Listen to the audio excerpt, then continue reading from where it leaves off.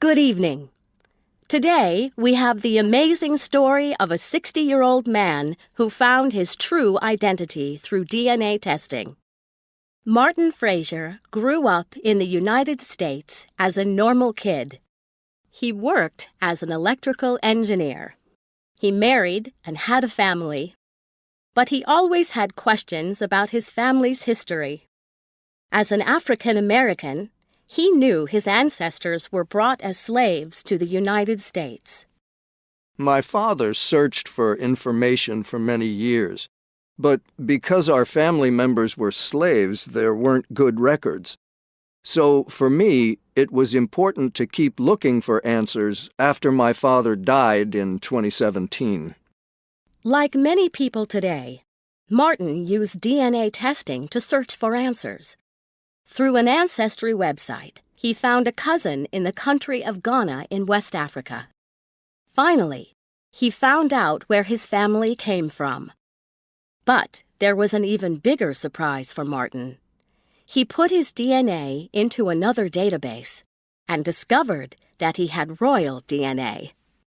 The website said I had royal DNA. I discovered I was part of the family of a king from Ghana. This means I'm a prince. I couldn't believe it.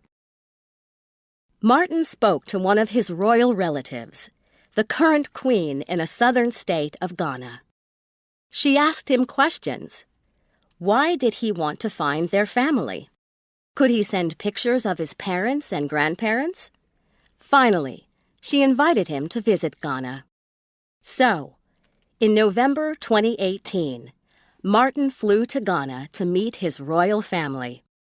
When he arrived, he saw that large photos of his U.S. family members, the pictures he had sent the Queen, were hanging in the airport. Outside, he saw a huge celebration with dancing and music. He thought it was a coincidence that he had arrived on the day of a festival. But he soon understood that the celebration was for him. Hundreds of people were welcoming him, the prince from the United States. I thought I was going to visit family, see some tourist attractions. I was so surprised by the welcome. It was my father's birthday, so it was even more meaningful to arrive that day. Martin stayed in Ghana for 2 weeks. He met family members and got along well with them. He also learned about the culture and wore the traditional clothes for a prince. At times, he felt angry, thinking about the terrible lives of his family members who were sold as slaves. But mostly, he felt a sense of pride in connecting the two separate parts of his family.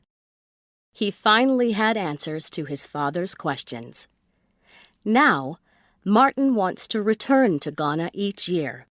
He wants to help improve the life of people in Ghana. And he also wants to take his own family members, his brother, wife, and sons, to visit their royal family.